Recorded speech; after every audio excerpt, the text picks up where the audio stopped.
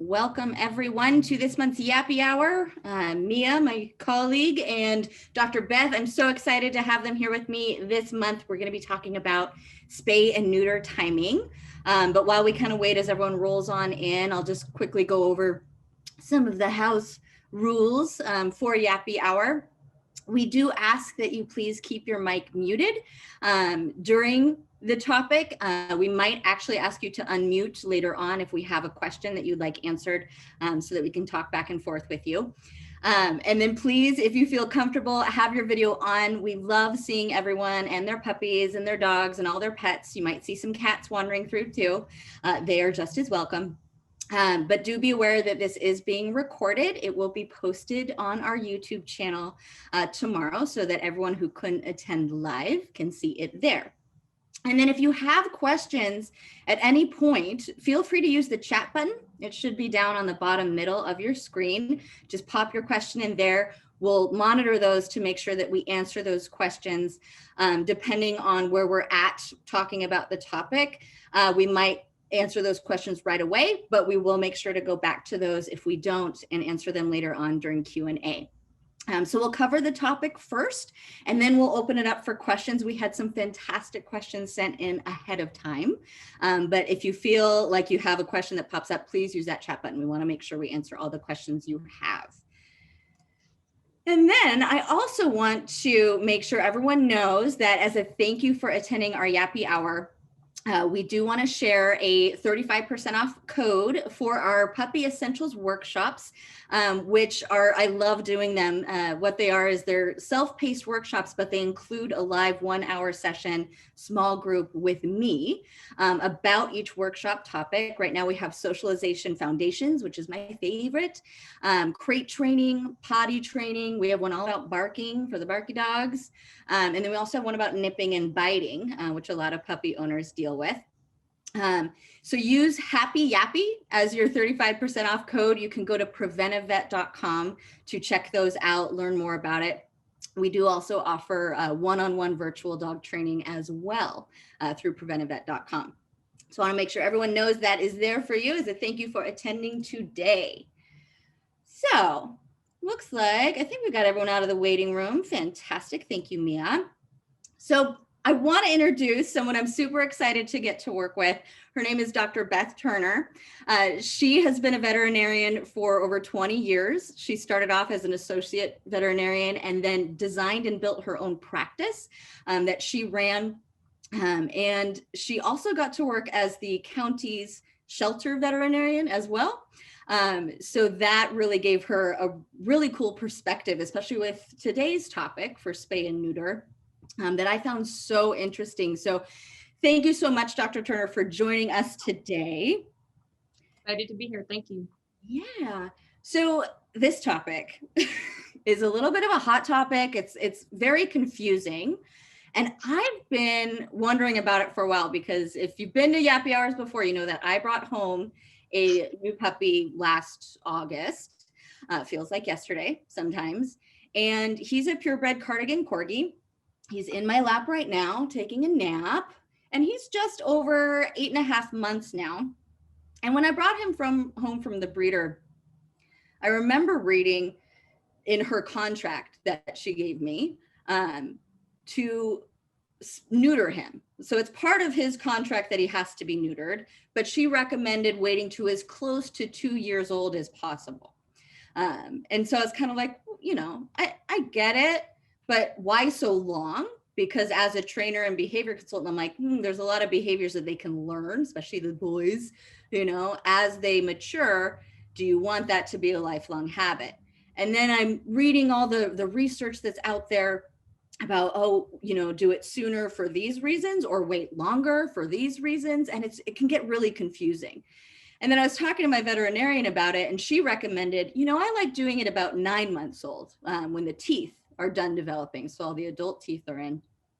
And so we've just kind of been talking and staying in touch with each other about, well, when do we want to schedule it? And so I wanted to bring it up as a topic for Yappy Hour because it can be really confusing. What do we do with our dogs that we have that are still intact? They're not spayed or neutered yet. We get them as young puppies. Do we do it when they're super young, 6 months old, a year after the first heat, if you have a female? all of those things. So I'm excited to talk to you today about the pros and cons for spaying and neutering and the timing of when we do that.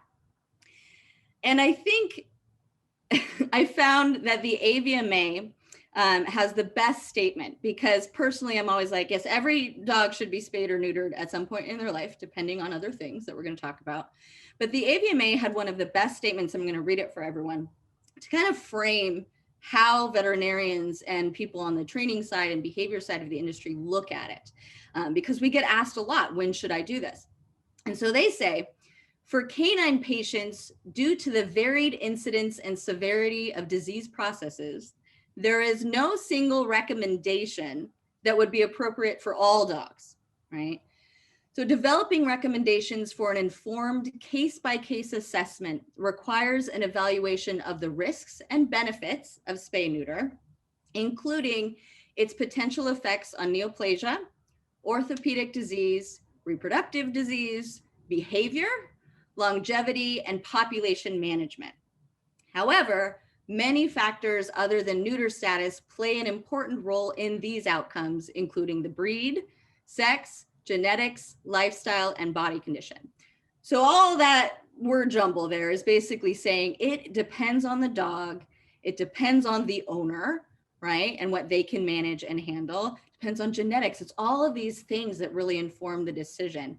And so I found it really interesting where it really is look at it case by case. And so today we're going to kind of go through those pros and cons, what to expect if you wait to spay or neuter, what to be aware of, what things to watch out for that mean it could be becoming a problem or an issue for your dog, especially medically, and all of that.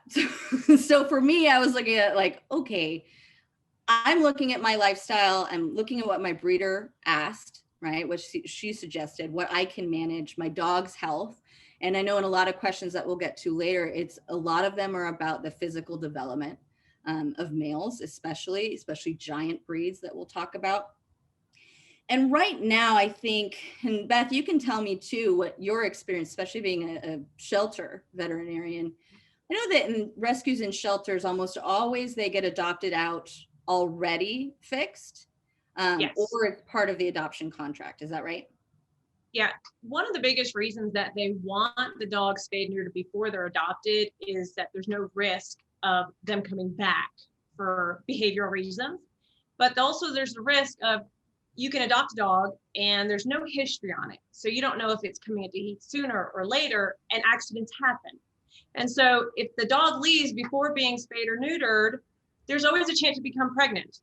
And then you have, or the male escaping to go find a female, because remember, a male can smell a female 3 miles away, and it does not matter how well you try to contain them.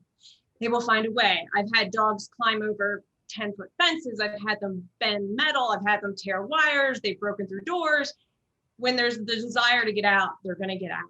So it has become pretty much a mandate that before dogs are adopted from a rescue or from a shelter situation, that they are spayed and neutered.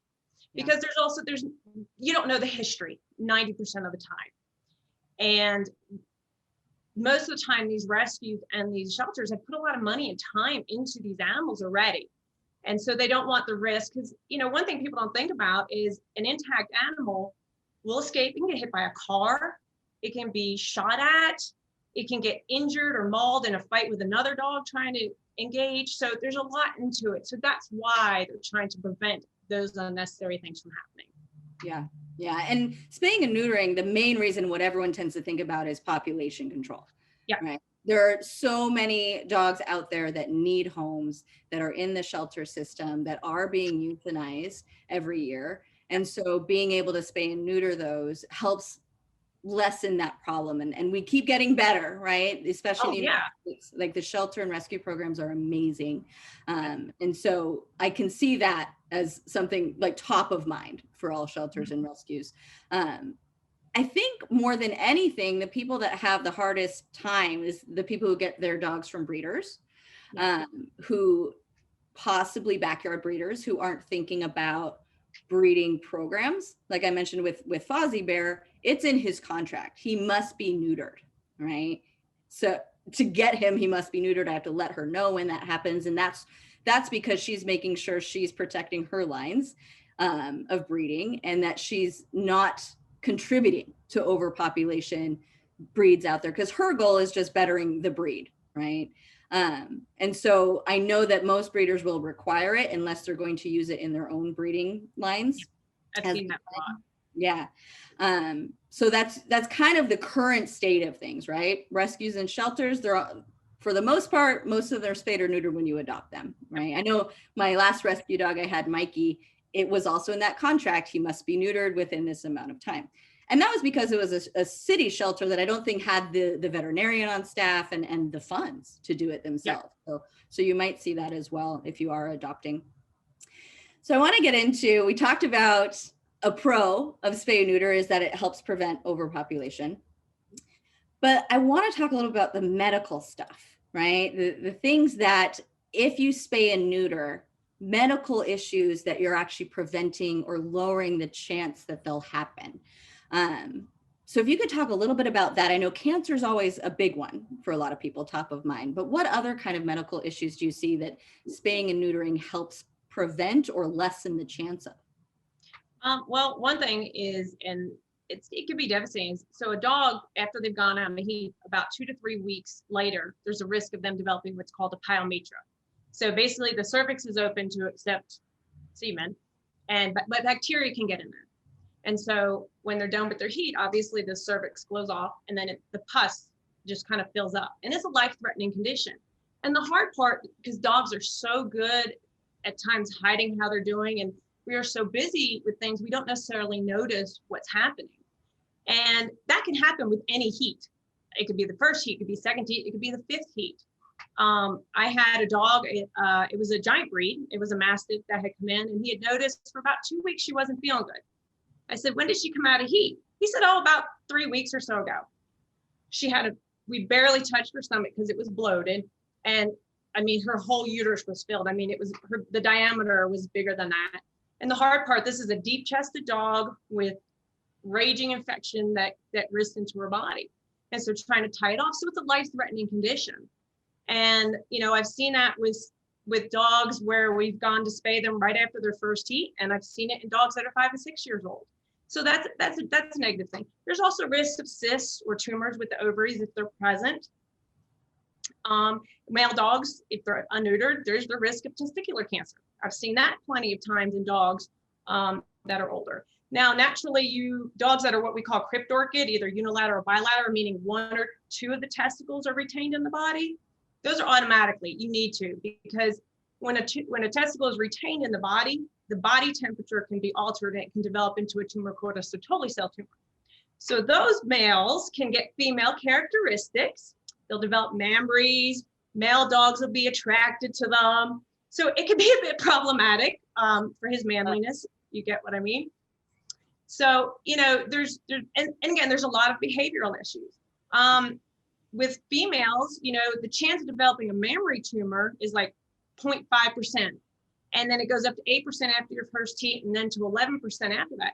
Mammary tumors can be really aggressive and ugly. It's not where you're just thinking of one spot. It can go along the whole chain. And you're talking about radical surgery, basically removing that whole underside to treat it. Right. And again, you have risks of infection from that kind of an aggressive surgery. It's painful, it's uncomfortable. I've seen many in dogs that are older where they've actually gotten to the sizes of softballs. And then they can become, infected. And I've had some where they've had leaking open holes. It can be really, really difficult. And it's very traumatic to the owners. And dogs, a lot of times, females will tend to lick at them and bite at them. And so those are other things that we tend to think about as concerns for that. Yeah, and neutering totally removes the risk of testicular cancer? Oh, yeah. Yeah. We remove it. We take those things out when they're removed. And too, there's the thing about sooner or later, and cosmetically, when a dog is younger, the scrotal sac will kind of shrink up and hair covers, you don't even notice it. Yeah. Unfortunately, on older dogs where the testicles have been hanging for a time, the scrotum will be hanging. So what ends up happening in a lot of cases is if they don't have a scrotal ablation, there is risk of developing, significant swelling in that sac and getting what we call a hematoma, which is there are blood pools in it. So that's something to also that takes into account. There's the cosmetic of it. And then older, there's more risks, with different things. Females in particular too. As a female dog gets older, obviously the dog is bigger. And it's not that the risk of anesthesia work, it's just getting to it. Because what people don't realize is that even though your dog looks thin on the outside, those ovaries can be covered in fat, and so that makes making sure vessels are tied off a little bit more complicated. They're deep, the vessels are deeper in the body, basically, is how you would think of it. So getting to it can be more complicated. Incisions can end up being bigger. So all those things are a little bit harder for your dog as far as recovery. Right. And I know we were talking about this earlier last week, and about anesthesia risk, because I know it's something I was thinking about with my older dog, because I'm just worried, right, whenever they go under. But we were talking about it, and veterinary anesthesia is really on par, it sounds like, with human anesthesia.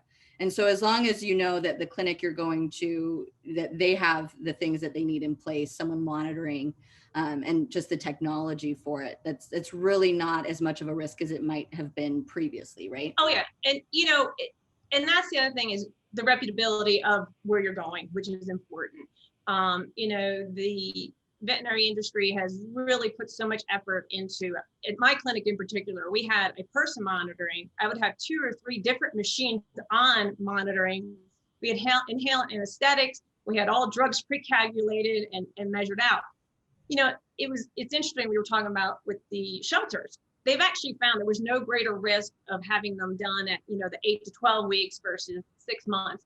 But like I said, the bigger complications come when we spay and neuter older. It's just the body, and, your dog weighs more, and that's an increased cost too. Your dog weighs more, the vessels are bigger. To be honest, when you spay a small little dog or even the cats and everything, the vessels are tiny. You're talking about, shoelace. Whereas when they get older, you're looking at a much larger vessel, and you want to be sure to tie off. Another thing you were talking about, older and heat. Some people want, once they go through the experience of the dog in heat, spaying a dog in heat, most veterinarians will, just want to shoot yourself. And again, between huge vessels, fat, there's a lot of distress in there. And again, it's all a harder recovery when they are bigger. Yeah. And so when we were talking too, it almost sounded like most veterinarians are not going to spay a female dog when she is in heat, right? They're going to wait. Our preference is to wait. Yes. How long after do they usually recommend waiting when they finish heat? Most of what I have found in my personal experience, my preference is a good couple of months after. That way, it's all the vessels have shrunk down, because they come into heat every 6 months. So your goal is to have as small the vessels, the tie off and everything else, and then the dog is feeling better. I mean, that's another factor too. Going through heat, they don't feel that great. They may not notice it, but their body is going through a lot. And so we try to give them a good couple of weeks to recover from it. And if I just have found that works about better. Yeah, I feel like every woman out there is like, I know what you're talking about. Yeah, all those hormonal changes. And behaviorally, I know that some of the pros, and this is something that over the last week, as I've been, reading more studies into it and preparing, it almost made it more confusing because there are studies that for behavior, the behavior side of it, that are saying, oh, this is what was once believed, but actually now we're finding out it's this way. And it is proven that behaviors driven by the male hormones, like testosterone, right, or the female hormones, those certain behaviors are affected for positively if you get them neutered younger. So things like humping, mounting other dogs, marking, especially marking indoors. But then there is starting to be on the behavior side things like actually we see a slight uptick in aggressive behavior after spay or neuters, more so in females, which I was like, that's girls, right? And so it can be confusing from a behavioral side, right? And so I'm always thinking, going back to the AVMA statement I read earlier, it depends on the dog. It depends on that individual situation. And as far as aggression. I think this is one thing that we behavior consultants, we get presented with a lot, where we have a aggression case come in. And one of the first things we say, as well as connecting with their veterinarian, is you need to consider neutering this dog because it should be done. Every aggressive dog should be neutered. Not that it's going to fix the problem, right? And neutering won't prevent aggression. So if you neuter really young, doesn't mean you might, you won't have a dog with aggressive behaviors show up. There's so many things that contribute to aggressive behaviors. But because we don't want any aggression passing through the genetic pool, right? We don't want those genes that could be contributing passed on. Almost always a behavior consultant is going to say, you need to neuter your aggressive dog. We don't want this being passed on. And we might see some positive outcomes. We might see some positive changes, right? Especially if we address it really early before it escalates, and we really work on a lot of the behavior modification involved, right? And I think this is where it gets confusing as a behavior consultant, because then I'm reading studies of like, oh, it increases it. Oh, no, it decreases it. So it can be really confusing for all the pet owners out there who are like, what? So I think the first thing I would consider for Fozzie Bear is the medical issues, right? Testicular cancer risk for him. I don't want that. But then on the other side, I look at, okay, what are the cons of neutering too early, right? And tell me too, if it's more of a risk for the giant breeds like Great Danes, Mastiffs, or if a breed like a Cardigan Corgi like Fozzie Bear, if I neuter him younger, will that affect his growth and his growth plates? Well, I think in part when you look at that, I think you have to look at the size of the dogs as well.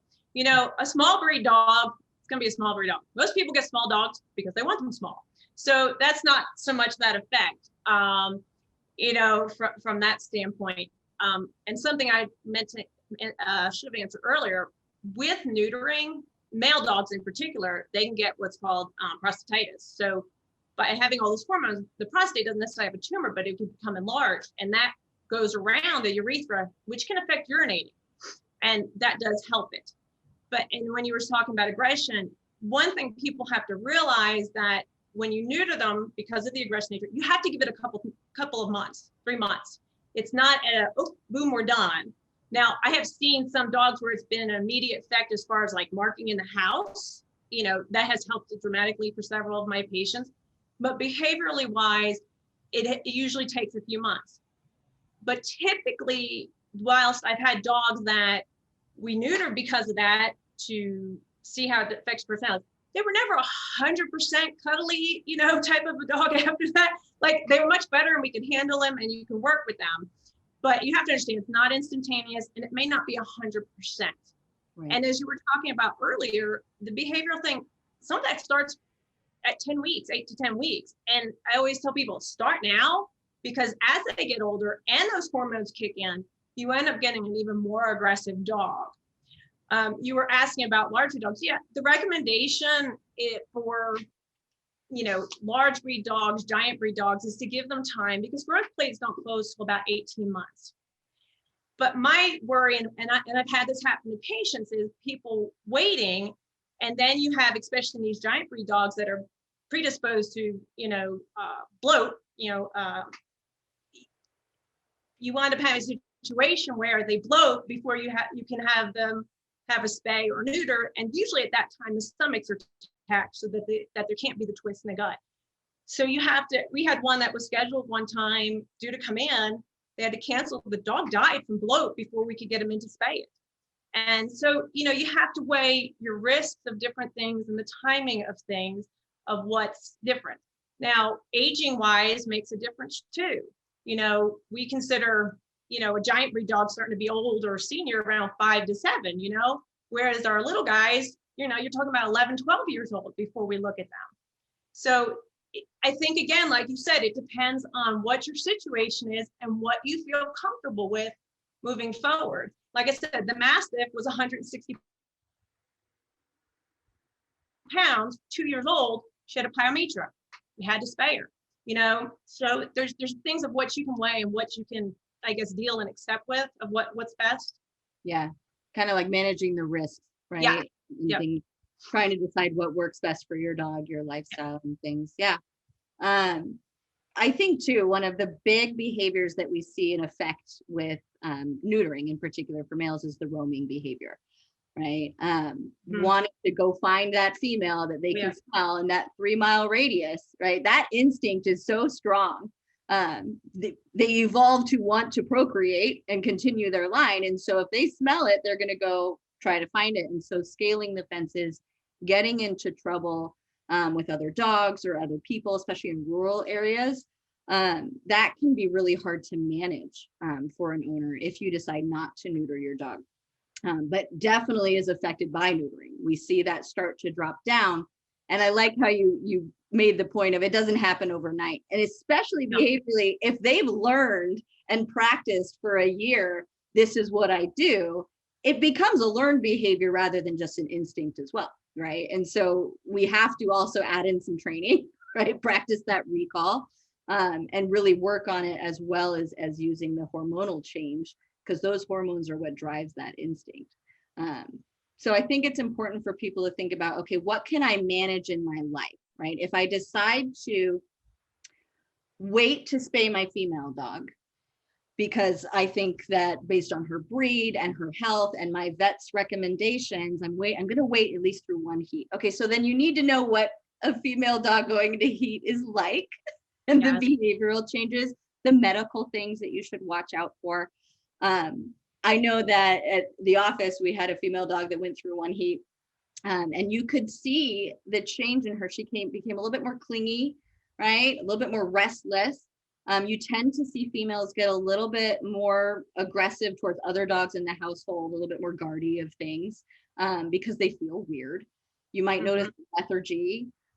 So what are other things people should watch for if they have an intact female? What should they watch for to know, oh, I think she's about to go into heat? And then medically, what should they watch for to make sure that it's going okay? Like at what point should they be like, this doesn't seem right, I need to call my vet? So, like you said, they come into heat, and some dogs you don't even know. Some dogs can have a silent heat, which we'll start with that, is where you don't even know they come in. There's no bleeding, there's nothing. So when those situations, those are even trickier, but suddenly you have males that, like in our area, we were very rural, so dogs would roam. Suddenly you have dogs in the neighborhood. The females will start to bleed. You average, you think it's about 3 weeks. My first dog, I got her at 13 months. A week after I had her, she came into heat. She was, a breeder had her. And the breeder was very specific on conformation, on temperament, everything else. But she had a slight underbite. So she was 13 months. And again, she waited to see till she was over a year to watch. I had her. I lived in an apartment. She came into heat. We literally, out of nowhere, was being stalked by a giant white German Shepherd. I got trapped in my apartment. I couldn't get out. I had to call friends to guard the dog off. I even had to call the police, because we could not get out because his drive was so intense. He actually slept overnight at the bottom of the stairs of the apartment. Wouldn't go anywhere. He's determined. And he was not going to go anywhere. Now she bled for about 4 weeks. A classmate of mine at the time, she had just adopted a whippet. Her dog bled for 3 months. Oh. So you have to prepare for the mess of bleeding. Everyone doesn't think it's that bad, but it can, especially if your dog has long hair, it can get into that. They're constantly grooming, which then they can create irritation. So there's those different things. As we mentioned, the Pyometra is another thing that we want to pay attention to. And again, that's usually about 2 to 3 weeks after your dog will stop eating. They have a fever. They're just laying around. They don't feel good. Another thing that people don't realize that happens in female dogs is they can have what's called a pseudo pregnancy, where their body actually goes through everything and they think they're pregnant. Their belly will enlarge, their teeth will enlarge. I remember I had the cutest little poodle dog, sweetest dog ever, not when she was having pseudo pregnancy. It was after her first, second heat. You couldn't touch this one doll that she had. She would tote it around. She was aggressive. Minute that passed, perfectly fine, but they decided that they were never going to go through that again because you couldn't do anything with her. And so those are some things that you think about, like, do I want to get involved with that? The other thing that can happen is people don't realize is with heats, the mammary glands or the teats, they can stay enlarged and get saggy. So some people that bother, some people are not bothered, by how the appearance of that is. So that is something else to take into account. I know a lot of people freak out that if they spay their dog or neuter their dog, they're going to get fat. It's less hormones. It's kind of like I always compare to women going into menopause, but we control what they eat. We control their activity. So those factors can be lessened. My female dogs were, all but one that I adopted late were spayed. They were never overweight. So those are factors that I think that, those are less concerning as far as situations that we need to worry about. Right. Yeah. And then having an intact female, if you're waiting, you want to make sure that you can prevent accidental pregnancies. It takes a second. Yeah, right, like that, right? And so, because if you do have a female dog who gets pregnant and you're not set up for it, if you're not a breeder who has experience, right, or working under the mentorship of a breeder, there's a lot that goes into raising a litter of puppies, and the health of the mother, the health of the puppies, finding homes for the puppies, it's a lot. And so you have to make sure that they are contained safely, that there aren't other, boys wandering around trying to get to your dog. And that can be hard, especially if you have an intact male or even a neutered male in the same home. That drive's still there, the scent is still there, and then they can smell it, and it can really cause some issues between the dogs as you go. For intact males, things that I am preparing for as Fozzie's he's 8.5 months, so almost 9 months. I'm really waiting for him to lift his leg when he needs to be like, you're maturing. But I know that he's more likely to want to roam, right? And so making sure that I'm not letting him off leash. I live in the city, so that's pretty rare anyway that I would let that happen.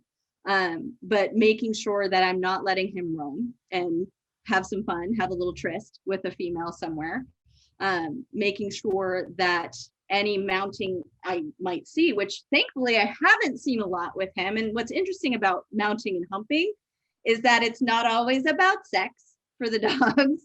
A lot of humping can be due to stress. It can be part of play.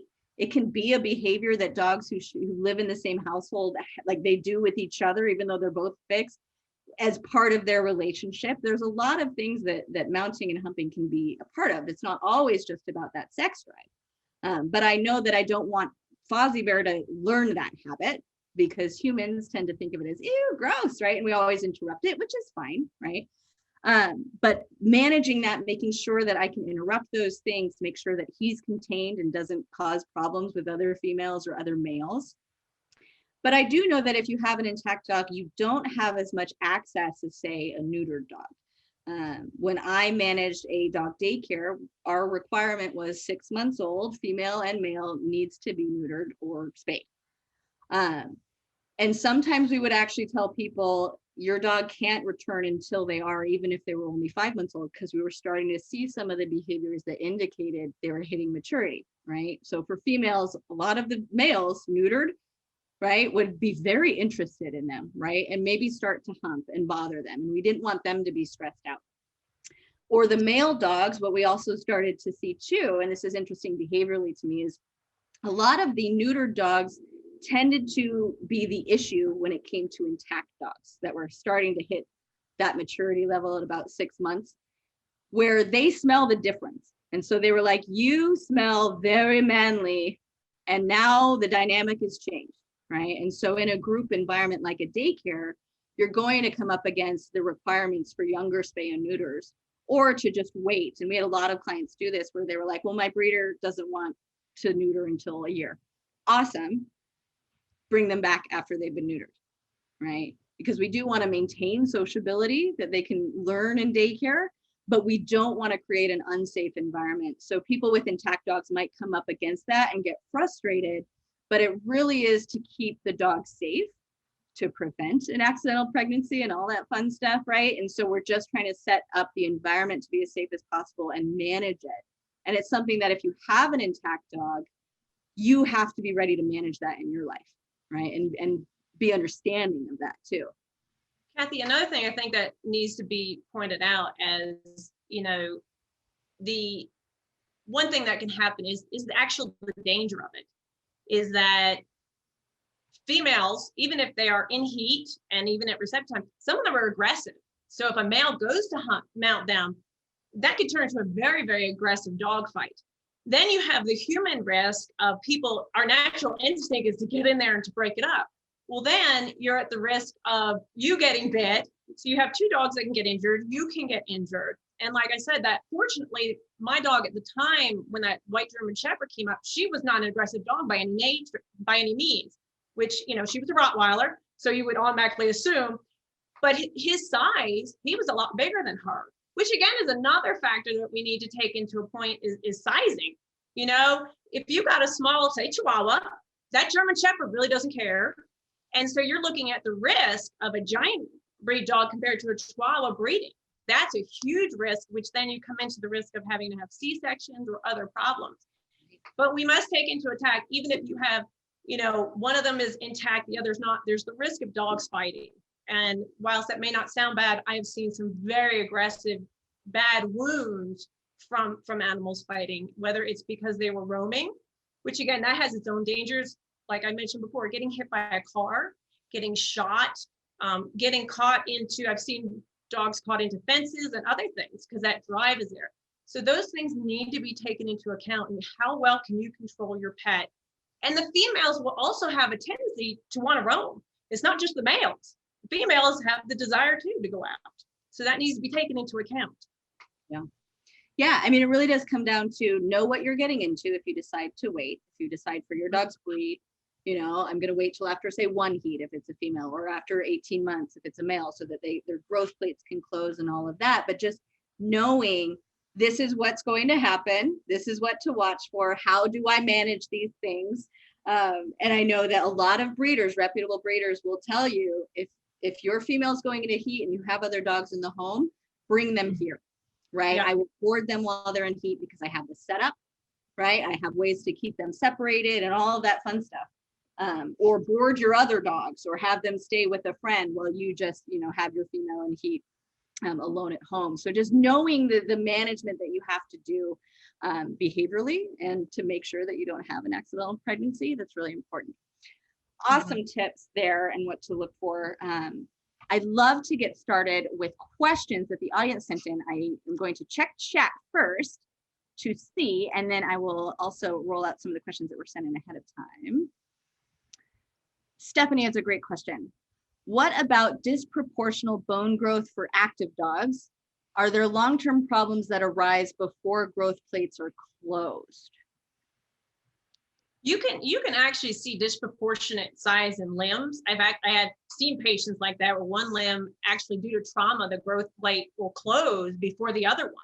So the one leg is growing more. In those situations, I wouldn't tend to breed, because sometimes there is a genetic problem where it closed before the other one. So my tendency would be to spay or neuter that particular dog, because if there's a genetic component to it and there wasn't a known trauma, then you don't want to pass those types of genetics along. Right. And that we're talking about conformational things, and that's some of the things to think of as well. As there are some dogs that conformationally wise, just by breeding, they're kind of off. So in those cases, I wonder, you know, does it matter when you spay or neuter them? Because if they keep growing, is it going to become more bow-legged and more abnormal? Right. That kind of goes up in the air, what's best for that. But that just like speaks to the individual dog's situation, you know, and working with the veterinarian to say, okay, based on this, what would be the best path forward and when to do it. Kelly Lynn has a great question. I think it's the same Kelly Lynn, I'm assuming, as a sent in question ahead of time, which is a great question. What if you were breeding? What age is it best to have the dog spayed at and to officially end their breeding? And I'll read her sent in question because it gives a little bit more context. I want to breed my Papillon, such cute dogs. At what age is best and healthiest to breed her? And then what age is best to have her spayed? Before you answer that, I'm going to hop in. I usually recommend not breeding for breeding's sake, unless you are working with a reputable breeder to mentor you, because like I mentioned earlier, it is a lot of work. Behaviorally, raising puppies they're from the day they're born till the day they go to their new home is incredibly important for socialization and behavioral well-being. And it's a lot of work, and you don't make money doing it. No, you don't. Not if you do it properly. Yeah. So one, I always talk to people who are like, I want to breed. And I go, make sure it's for the right reasons. Now, if it's for the right reasons, you want to make sure you never breed on the first heat, right? You always wait for at least the second. No, so the average age for dogs to come into heat is about 8 to 13 months. But I have seen dogs as young as 6 months, and I certainly don't want a 6-month-old dog coming in. I've seen that happen. It's not pretty. The reason, again, is size-wise. So we usually recommend not doing it on the first heat, because ideally you want them to be about the 18 months to 2 years to have their first litter if you're going to go about that route. Again, the dog is more mature. The dog can handle it. Its body can physically do better with it. And again, you have more size, because what we're not thinking about, especially with small breed dogs and dogs with different conformations, you don't want to get into a situation where you're going to have a C-section. Always plan for a C-section. When you're breeding, make sure your male and female are roughly going to be about the same size, but plan for a C-section. C-sections, depending if it is emergency or planned, you're going to spend a couple thousand or more. Then you have the issues of how well is she going to recover?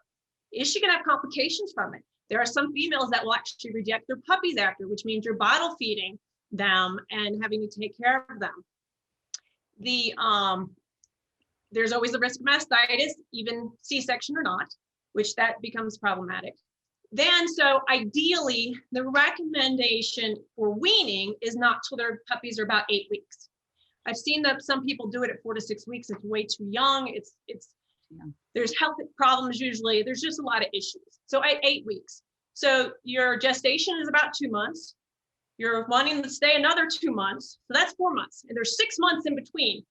Then you have the dry up time for the mammary change. So that's another. So you're putting it really close if you want to do it before the next heat. So that's one thing. And some of them, depending if they've had a litter, will come into heat at 5 months instead of 6 months out. So there's a fine line in between doing those. And like I said, with each heat, there was an increased chance of mammary tumors and hyperplastic tissue that can occur. I definitely, this is just my bias, if you're gonna be a type of person and you're doing it for the right reasons, and just because your dog is sweet doesn't mean she'll have sweet puppies. I've seen sweet dogs have mean puppies. So that's important to pay attention to. Conformation wise, those are really, you have to think of certain things that pass on genetic wise, like you were talking about, Cathy, about being a responsible breeder, because there's nothing worse than having poor genetics. Like I had a client one time who the dog had really, really bad hips. It was known. They kept breeding the dog.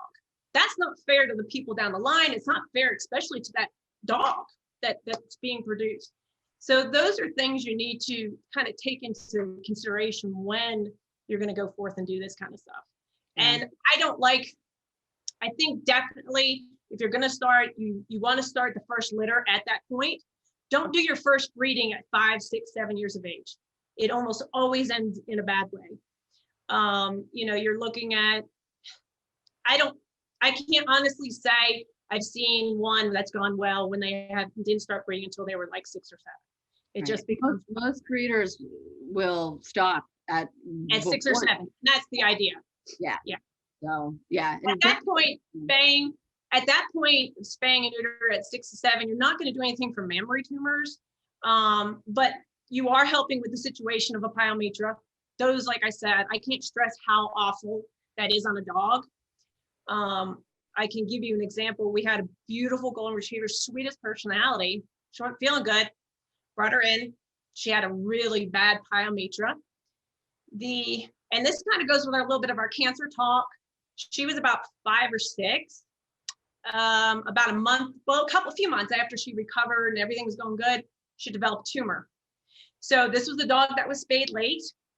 She had a rough, then she had to go through the issue of the Pyometra, but then she ended up being euthanized and dying. So she had to be euthanized because of a tumor. So again, some things can't be prevented no matter how hard you try. Right. right? And even if you spay or neuter at a certain age to try to mitigate the risk of cancer and things like that from happening, it doesn't mean that they won't get it. You know, there are other things that contribute to those. So to give you an example, Rottweilers, which is one of my faves, they are prone to what's called osteosarcoma. It's a bone cancer. So my first dog, I told you, I probably had her spayed about 18 months. She got osteosarcoma in her pelvis. She was probably around 8. My next one, she was spayed at 6 months. She got osteosarcoma about 5.5 in her stifle. And a third one was one we adopted. She was I took her out of the shelter. She was probably 3 or 4. We spayed her, and a couple of years later, she got an osteosarcoma. So those are all dogs spayed, the recommended, the early, the let's go late, and they all ended up with the same. So that's where sometimes you struggle knowing what's best in certain ways. For sure. Yeah, it's tough. It's tough. What other comments we got? And then I'll read some of the sent-in questions. Kathleen, we had a Rhodesian's tummy stapled when she was spayed at 6 months because we didn't want to risk bloat. So glad we did. Yes, me too. Yep. Our Dane did not have the extra procedure, and we've had a couple of scares. It can be really scary for bloat. And I know one of my other clients with a Dane actually neutered younger than she'd planned because one of his litter mates got bloat and the stomach flipped, and she was like, I don't want to go through that. And so I'm just going to do it all at once sooner. And he's ginormous, so I don't think it affected his growth at all. But he's like bigger than me. But yeah, I'm glad you did that, Kathleen. I agree. And honestly, going with that aspect of it, what people don't realize too with bloat is sometimes by the time you find it, it's too late, and they don't make it through surgery, or you find them already passed. There's the risk then of losing large sections of intestines and stuff. So that's important. And those factors, again, that's your later on situation, that are you able to handle those different things? Right. Yeah. And Kathy made the note too. I know someone who takes their unspayed pup to the off-leash park. It is scary from a standpoint of how do you know that other dogs aren't going to react differently around your unspayed female, right? Because even neutered males might be like, you smell delicious, right? And then you have issues of fights breaking out. You don't know exactly when they're going to start coming into estrus, when they're receptive to all those things, right? So that speaks to the management of it, right? Yeah. If you're going to have an intact dog, just be aware of what is responsible dog ownership when you have that. Let's see, any other questions here? Stephen has a question. Is there a link between neutering male Gsds, German Shepherds, to early hip dysplasia in their later years? Oh yes, Stephen, I got your question and added to the list, so we'll do it now. And we do have a few questions that are breed specific. Gsds are one I know, big hip dysplasia issue. Same with Rotties, I believe, are more golden retrievers, Labradors. And I think this is one of the things, again, we need more studies. Because the studies that were done were literally done with golden retrievers and Labradors, which are 2 of the top breeds that are predisposed to hip dysplasia and osteoarthritis. They have, and same with cruciates. So yes, they have found an increase in dogs that have been spayed or neutered for developing hip dysplasia, also an increased amount for cruciates. But where my issues, this is my thoughts on some of this stuff, is that there's a lot of factors that also affect those things. There's actually studies saying that puppies that go up and down stairs, like around that at 8 weeks and younger, will have an increased risk of hip dysplasia. Right. So was that hip dysplasia predisposed prior? And are there genetics? Like I mentioned to you before, the gentleman who bred his dog, the female had hip dysplasia. I mean, you can't even describe how bad the grade of it was. So if you're breeding that and genetically you're pushing that in as an issue. And those are things, again, you can take early on steps and measures to help prevent and stuff. But per studies, yes, if you go by the golden, like I said, they're only golden in labs. I don't know why they only focus on that, maybe because they're the main ones, those factors.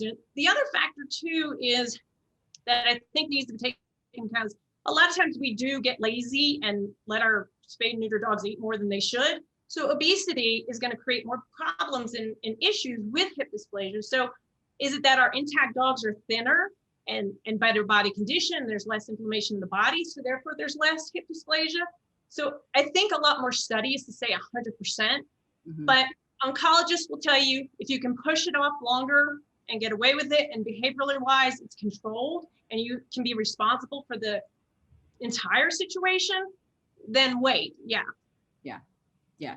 And yeah, it's just are you able to do that and then try to at least be on the good side of that stat, right? As much as you can be. But, you know, if you can't, then it sounds like the risk isn't so huge that you should feel like you caused it if it did happen, right? From the studies with the golden retrievers in the labs, it went from like 5% to 10%. So again, what 5% extra did become positive versus not, you know, there's so much unknown in their studies that they had. Definitely. And that's what makes it so confusing, right? When you read yes, them, it's very. And you get different things from different vets and you're just like, I don't know anymore. Donnell had a question. Oh, I like this question because it's a great one. Surgical suit or cone for a soft-coated Wheaton. I love Wheatons. Scheduled for 7 months. Hi, you, I see you in the camera with the Wheaton. Oh my goodness. Scheduled for 7 months, but need to look for signs of her going to heat before the surgery. Awesome. I recommend, one, talking to your vet what they recommend for the cone or the suit, because almost always, and Beth, tell me if I'm wrong here, usually veterinarians will send home a cone or an Elizabethan collar, right, after surgery. Yeah, I was one, I always sent them home because the dog is always an angel at the office, but when they're not an angel, it's at 10 o'clock at night, it does not take much for them to destroy an incision. Yeah. Now, that's not saying that the cone is perfect. I have had dogs rub bellies. I have had dogs, you know, scratched with the back leg, depending on how flexible they are. The cone is good. Now, if you have other dogs, even a cat, the suit is an added benefit because I have had other dogs lick open incisions. So your dog is being the perfect angel, but their sibling is being problematic. So it depends on if they're the type that likes to crawl around on their belly and rub their belly, and if you have other pets. I've had it where they've needed both. So you really have to know your dog and ask your vet how they did while they were there. Now, some dogs stay so sleepy, you know, or they're so freaked out by the cone, they swear a snake is eating them and they don't move. But even if your dog is perfect at the vet, request an e-collar. And once you get one, never throw it away. Because I have found that people get rid of them, you need it immediately. So I always like the collar, the cone rather, and judge, like I said, those other situations if you need the suit. Yeah, and behaviorally, because a lot of dogs hate wearing the collar. I mean, so would I. The cone of shame. In our follow-up resources email that I'll send to everyone who registered too, I'll include an article and a video that we have that Preventive Vet made about helping dogs get used to wearing the cone, so it's not something they're scared of or feel as uncomfortable with. They might not feel 100% awesome wearing it, but at least they're not scared or shut down when they're wearing it. So they're able to move around a little bit better, but it kind of goes step by step. If you can, ask your veterinarian, hey, can I get a cone beforehand so I can desensitize my dog to wearing it, help them feel comfortable, and do a little bit of work beforehand just so that it's less of an issue trying to get it on your dog again when they have incisions and you're trying to like reel them in and put it back on and they hate it. I'll be sure to include that for you too. And don't let the dog trick you. Dogs can eat and drink with them on. They will try to give you guilty eyes and make you believe that they can't, but they can. And when you're walking them, sometimes if you hold up the top, that's great. Yeah. The other reason, if your dog goes home with one, I always recommend people don't ever take it off. And the reason being is that owners always feel guilty that they're making it too tight. Well, if it's not on there tight enough, your dog flops it right off and it becomes useless. Now, there are some dogs, it does not matter how good you are at it. Sometimes you have to attach it to a harness with additional ties and other things. And I've actually had e-collars come back, duct tape, bolted, and everything else. So keep it together as long as you can. And especially if your dog is pregnant, you want to try and keep it on at least for the first 7 days or so that there's that good knitting of tissue. Yeah. And then I know we've had people, you know, comment on our site and things where their dog just will not accept the cone, totally shut down. There are other options. So things like the surgical suit, but I always say, talk with your veterinarian to make sure it's the right choice for where that surgical site is, right? And to make sure they're comfortable with what you do use, right? There are softer donut style, but sometimes they can still reach certain things with those compared to the cone and things like that. So as far as Donnell's, the kind of last point of that, need to look for signs of her going into heat before her surgery. What are the most obvious signs of going into heat for a female dog?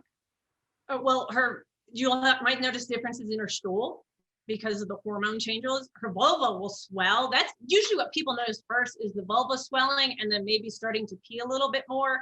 And before they really are bleeding, you might even just see little drops of, it's almost like a reddish clear kind of a substance. But those are things, the most important thing really is timing and paying attention. But the swelling and stool changes and just starting to notice a little bit of something off, or maybe having to go out and pee more, are really usually your first thing you notice. Awesome. Good to know. Good to know. How long to keep it? Oh, I think you answered that, for at least a week after the. At least, ideally, depending on how big the incision is and how well they're healing, I usually had them keep it on for 12 to 14 days. Mm-hmm. Awesome. Alyssa, there are soft e-collars available. What are your thoughts? If they work for you and your veterinarian approves, I say do that. Like, if that, a lot of times it's easier on the dog. It's less things they have to get used to. Because if you think about it, wearing a cone changes their vision, right? It messes with their vision, messes with their hearing. Everything's kind of echoing in this echo chamber. So it can be a lot for a dog to handle, which is why I love getting puppies used to wearing e-collars, just like getting them used to wearing muzzles. Desensitizing them ahead of time, if you can. So Emily has a great question. How long should I restrict exercise and activity after spay neuter? What about baths? So exercise and activity, what are the usual recommendations for those? I'm all about 14 days on both. But I always tell people my bare minimum is get me to 10 days. I'll be happy. The main reason that is that any jerking, twisting, or movement can cause an incision to pop open or create an infection or things like that. So that's your biggest thing as far as the activity. The one dog I had mentioned earlier that had the Pyometra, the owners were letting her just pretty much gently hop on and off of an ottoman. She busted open her incision. The other thing it could do is cause swelling and develop what's called a seroma, where fluid builds up. So you just want to keep them quiet. Just think about how you feel if you've had anything like that. And again, I do the same thing with bathing. I don't like a dog to be bathed until after the suture. So ask your vet, once the sutures and staple are removed, is this healed enough? Can I give my dog a bath? You can always use wipes. There's deodorizers and things like that. But certain shampoos can be very irritating to a newly healed or delicate incision. So I ask that they just wait the 14 days. I know they may smell, but sprays and wipes, they work fine. Yeah. And keeping a dog kind of calmer while they're on crate rest or limited exercise and things like that can be really hard, especially with the teenage dogs. I always recommend trying to replace their physical exercise needs with mental exercise. So lots of enrichment activities in their crate, right? Or in their playpen to lower the amount of movement that they're doing, working their brain, right? It's just burning energy a different way. So things like sniffing, licking, and chewing are really calming activities, but also burn that excess energy. So, providing some daily like puzzles and things to try to just balance out their need to move, right? They're kind of probably going a little stir crazy in their crate towards the end of that rest period, but you want to make sure that they stay healthy and don't, pop the incision open and things. I'll make sure to include some enrichment ideas and resources in the follow-up email as well. So that way people who are getting ready to spay or neuter, they have some options for their dog during recovery time, because I know it can be frustrating. The other thing I think that helps too, because like you mentioned the anxiety with the collar and stuff, there's Adaptil makes diffusers. It's a calming pheromone. So there's collars, but there's also a plug-in that you can use. Vetriscience makes a product called Composure. And all these things are nice because it helps kind of calm your dog in a natural way and just eases things out, and it makes it a little bit simpler. So I just find those help. Cool. I lost you for a second, but now you're back. Yay. Yeah. Yay. Yeah, I love Adaptil. I use it a lot with new puppies transitioning to a new home, but like any big change, a lot of times that pheromone can help just calm dogs down, make them feel a bit more secure and safe as we go. Stephanie has a question. Oh, you have a cliqueye. There are so many cliqueyes in my neighborhood. It's crazy. I love them. And I see the cliqueye. I like to run with him a lot. Awesome. He's also okay, Beth, you're going to have to help me with this. Cryptorchid? Cryptorchid, yes. Okay, awesome. I was like, I'm going to say this wrong. However, is he a unilateral or bilateral? Well, let's see. I'll finish reading the question. Unilateral. Okay. Yes. However, I'm hesitant to neuter early because his growth plates close before his growth plates close because he runs so much. Is it more of a risk to wait because he has no behavioral issues? Awesome. And is very cuddly and socializes nicely with other dogs. He's 8 months old. He's 8 months old. He's 8 months. My personal, and this is a bias on one thing, is I like to watch. So growth plates close by about 18 months. There are some recommendations that, yeah, there's simple running, playing kind of running, and then there's distance running. And in some cases, it is recommended against dogs that young running because of the constant impact and the risk of inflammation on their joints, and any form of inflammation in the body predisposes your risk to arthritis. So I do hesitate with that. They have found, like, in people, especially like who are, runners and stuff, because, our growth plates don't close as early, that will actually hinder growth some. So those are some things to keep in mind. Crypt orchid, it can go either way. I would say I tend towards wanting them neutered sooner so that there's not a risk that they do the behavioral thing and go find a girlfriend right now, because that is a hereditary type of a thing. So you'd want to take that. But if you do wait till 18 months, it's not going to make it any more drastic of an issue. Sertoli cell tumors, that's what happens to where the inside, the testicle retained becomes a tumor. That's usually a little bit older. And so you are safe probably up until that 18 months to 2 years of age. Yeah. But the big thing is, again, you don't want them to impregnate, because again, it does not matter how well he's behaved now. I've seen them break leashes, bend wire. There's always that risk. Yeah. Yeah. So just knowing, there could possibly be a female in heat around here. Like he's going to be like, yeah, dad, and just take off. So, yeah. But management, right? Management. Yeah, it's all about management. Exactly. Yeah. Great question. He's adorable, by the way. Oh my gosh. Just perched on you. Donna, can you repeat the calmers? So Adaptil. Yeah. Because this is when you kind of cut out, Beth. Adaptil has the diffuser that you plug in. It is a 30-day diffuser, and then you refill it. You can just buy the refills separately. They also have a spray. Yes, the travel spray is great. I use that whenever I travel with Fozzie. What works great is you get a bandana and you can soak it. What we used to do at my office was we would take several bandanas and spray them and keep them in a Ziploc bag, and then we would put them on there. Another product that I really grew to love was Vetriscience Composure treats. You can kind of use them as you need to, and they work fine as combination. There's no saying, and what works for one dog may not work on another, and sometimes you do have to combine them. Yeah, definitely.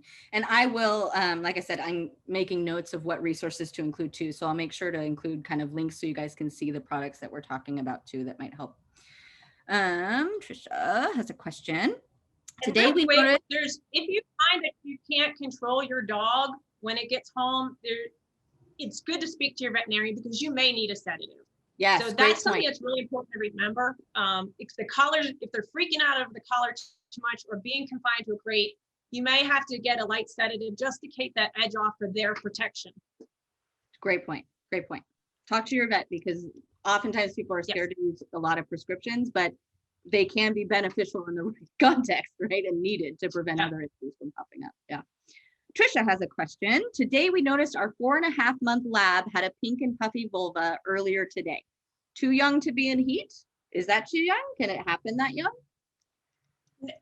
That would be a first for me. In 20 years, 4 months would be a first. So some things that could be happening is they can get urinary tract infections. So in the irritation, they could be excessively licking, and they can also get vaginitis, which is like inflammation of that area, and they're excessively licking. So I would definitely recommend having your vet look at them, monitor if she's urinating more or doing those types of like squatting extra, but nothing's coming out. So definitely have your vet look at that, but because there may be a component of trauma to that. Right. Yeah. Always good to have a vet just check, make sure everything's good. But and then they might be able to say, wow, that is really young. I mean, it does sound really young to go into heat. Yeah, I've never in 20 years never had 6 months is the earliest that I've had them come in, and it's not been a very many of them. Yeah, awesome. Okay. Feel free if you have a question pop it into chat. I'm going to keep an eye on that, but I want to get to some of these questions that got sent in ahead of time too, because they're interesting and some of them are breed specific. So I kind of wonder what Beth's going to say. So this is from Christine, who has Milo, and he is an 11-month-old lab. I love Milo. He's attended Yappy Hours before. So her first question is, would Milo attempt to copulate with an intact female? Answer is yes. Yes, he would. That is, I mean, he's a boy with all those hormones and that drive. If there is a female coming into heat and starting to put off that scent in heat, and even after in the later stages of estrus, still having that scent, they're gonna go for it. So yes, he would attempt. And then this question for you, Beth, what are the implications for testicular health if we decide not to neuter Milo and assuming his behavior is manageable? I'm going to go out on a limb and say 100%. Well, there's going to be the risk of testicular cancer, right? Because he has 100%. Yeah. And if you get the and it's significant. I mean, I kid you not. I had a dog that his testicle got this big. There's also the risk of torsion when they testicular torsion when they remain intact. And then you have, like I mentioned before, about prostatitis if they stay intact, where the prostate becomes enlarged, and then it can affect them urinating. So that's kind of an issue. You were mentioning about humping an intact female. Well, I had an intact male for a long time, and he humped my spayed female. So it didn't really matter, as did my other, and then I had a neutered male, but she decided she didn't like him, and the trauma to his body parts was not a good thing. So again, that's where the separation and importance comes. But I have seen it, a large number of dogs have had problems with testicles when they've been left intact. But it's not everyone, again. Right. Yeah, I mean, but that risk is still there, but the risk for testicular cancer is gone. Oh, yeah. Neutered. Yeah, yeah. And I think what's hard is having an intact male. It's kind of like, how am I going to know if there's an intact female around? Like, it's not as obvious with the females. And so it does add an extra difficulty level to being like, well, I want him to stay socialized, but what if, and so there's always that risk there. So it does come down to the management. And then we have a question from Dean. It's a good question. We have a new puppy and we are not sure that we want to neuter him. Is it a fact that if a puppy is not neutered, he might well get testicular cancer? I think that neutering a puppy takes away from overall physical development. So it goes back to what we just talked about with Christine's question. Yes, the risk is there, right? Does that mean for sure they're going to get it? No, but it's there, right? And then we kind of talked about the physical development already of, if it's a larger breed, waiting longer, but really taking in consideration that particular dog, right? Yep. Yeah. It's really what you can handle and deal with. Exactly. Lori has a question about golden retrievers, and we got a couple about goldens. I have a 6-month-old golden retriever. My vet recommends spaying her after her first heat, and she says that there can be more complications with spaying a long-legged lady before that. What's your advice? I think it's the same thing I think we've been drilling home over the time. It's what you're comfortable with dealing with. If you're comfortable and you think you could handle your dog coming into heat, I had a lot of clients who thought, oh, I want them to go into heat, I want to breed them. And in the middle of it, they're ready to lose their mind between their dog's personality, the bleeding, the precautions, the stray dogs, everything coming in. It's overwhelming. It may not seem like it, but 3 months of your dog bleeding in your house, my personal first time, I had white carpet. Not a fun thing. Not all dogs will let you wear those little potty pad diapers that they have. That becomes an issue. So again, it's everybody's personal choice. For me personally, with the overpopulation that I saw, the number of stray dogs that I would see running around, the number of hit by car dogs. So I'll tell you a story. We had one, it was a golden retriever actually. She was in heat. She was being chased by other dogs and she got hit by a car trying to protect herself. So my first reaction, is to just do it. I understand, there is the concerns of cruciates. So what I would say is talk to your breeder. What was their history of cruciates and arthritis in that line? I think that's a really important thing. Are you taking steps now in helping be proactive against protecting against arthritis as a big factor? Maintaining your dog's weight is a thing.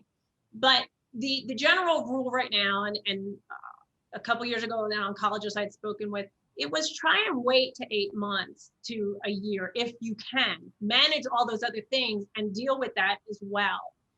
Like I said, I might be a little more biased. I'd rather take my risks and save up for a cruciate surgery and understand that, my dog may be 10 years old and may develop cancer versus it getting a pyometra, getting out, getting hit by a car, and going through those things that I could have prevented if I had just spayed her. Yeah. So again, it's really a personal choice, and every vet's going to give you a different answer based on their culture that they're working in and the environment that they're in. And like I said, the one golden I was describing to you, she got, and she had 2 legs broken ribs, a collapsed lung, but I had the best rescue I was working with, and we saved her and we got her a home. But that's not all of them. And you really have to take the responsibilities of knowing how to handle an any heat dog. Yeah. Yeah. So it's true though. And I wish I could give you a specific answer on that. But definitely if you're going to spay or neuter, do it right as soon as you're done with the heat. Give her a good 8 to 10 weeks after she comes out of heat. So the vessels have shrunk down, her body's kind of back into a good condition, and then move forward from there. Yeah. But I love the point you made and I'll read this next question because it speaks to this, where you hear different things from different vets, and it's everyone's biased because they come from somewhere different, right? They might have practiced in more rural areas or a city area, and so they've dealt with different things. And so in their experience, they're basing these recommendations on their experience as well as the studies and the research that they know, right? And so that's why it's so important to have these, discussions and then talk to them about, this is what I'm worried about. Now let's make an informed decision about when to do it. Antoinette wrote in, I spoke to different vets and they're all different in their recommendations. And I was told there are specific guidelines for golden retrievers. So initially we were told to spay before first heat to prevent mammary tumors, but then we're informed that guidelines for goldens are a bit different since those tumors are quite rare. And goldens have a high chance of lymphoma, and spaying later was preventative in lymphoma. And it could also prevent some orthopedic issues. It's not preventative. We don't want to use the term preventative. And I think that's where we have to there's a fine line there, as we were saying. You can't use the term preventative. There's genetics outlined. The etiology or the causes of cancer are so multifactorial that you can't say one way or another. The big thing with goldens was the cruciate tears and orthopedic issues that they found. They're finding it later. The one study was intact was 5% chance, which still is pretty good, up to 10% chance after if you neutered early. And again, they didn't say when that neutering was done. That's the other thing. So is it the 6 months? Is it 8 to 11 months? Is it over a year? When is that? So that makes it a little bit of a gray area as well. And like I said, I told you about 3 different Rottweilers, all different types of spaying, and they all got cancer. Lymphoma, golden retrievers are very predisposed to hemangiosarcomas, especially on their spleen. It's a bloody tumor, mast cell tumors, lymphoma. And whilst you hope that perhaps doing it later may prevent it, there is no guarantee. And again, these studies are not in depth enough, I think, and they're just suggestive. And so it all comes down to weighing what do you feel is best for your life and what emotionally too that you're going to be able to handle it from. Yeah, that's great points. Let's see. got Kelly Lynn's earlier. Stephanie has a good question, and it kind of talks, well, I think this might actually be the same clique. If the names match, I can't remember. But if you have a very active dog who runs and hikes and you plan on getting neutered, it's best to wait till growth plates are closed. Question though, is it 18 months for growth plate closure for all breeds, or do smaller breeds finish their growth plates sooner compared to giant breeds? The average is 18 months for everybody. Okay. Is what the situation is. I don't think people pay attention to it as much for the little guys because, well, we just don't think about it for small breed dogs. When you think about growth plates and closure, it's always these active labs and everything else, and dogs that are, well, not carried everywhere they go. Yeah. You know, I mean, I know my little dog, I neutered him. I got him as a rescue, so he was about a year. He doesn't walk. I don't know if he's opposed to it or what, but he's carried everywhere. And most of us with our little dog.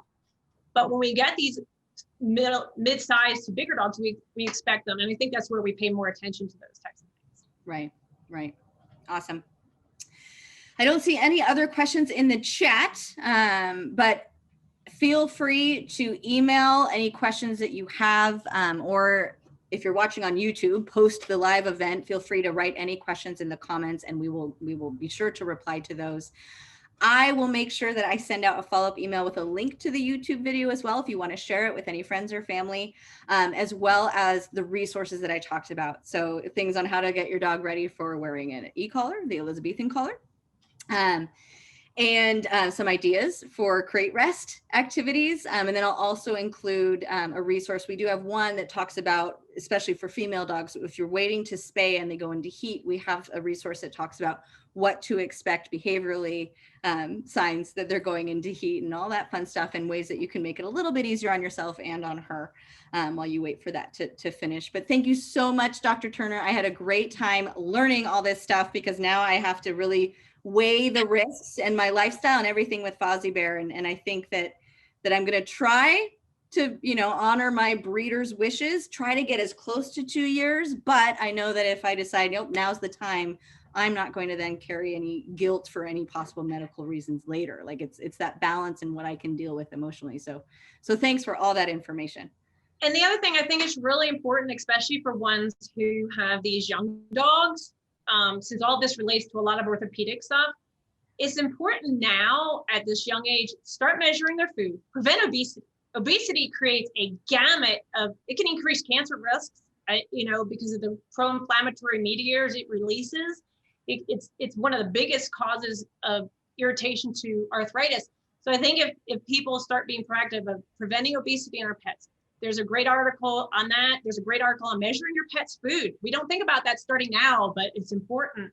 And doing different things, for anybody, especially these larger breed dogs, about a year of age, put them on fish oil. It's a great anti-inflammatory. It's good for their skin. By 2 years of age, start them on a joint supplement. Your dog may look perfectly fine, but there may already be trauma. Dogs over 1 year of age, 25% of them have arthritis, but they're not clinical. You don't see it. So if you can, and it's a slow progressive disease. So if you can do things to slow it even more, then you're better off. I'm a big proponent of being proactive about something like that, keeping your dog lean, like I said, doing the supplements. And again, this all relates, I think, to some of these topics that these studies are not addressing is what was the weight management? How are these pets fed? What was their activity? What kind of trauma was done to their body that predisposed to some of these other things? Right. So I think those are important things for people to pay attention to. And I know you guys have a bunch of great articles about that as well. Yes, and I will be sure to share them in that follow-up email as well, because there's lots of things, but it's such a great point. Being proactive now, it just really pays off for so many things, So thank you so much for your time, Dr. Turner, and thank you everyone. You had a great time. Have a great rest of your evening, everyone, and we will see you next month for Yappy Hour. Bye. Thank you, everybody.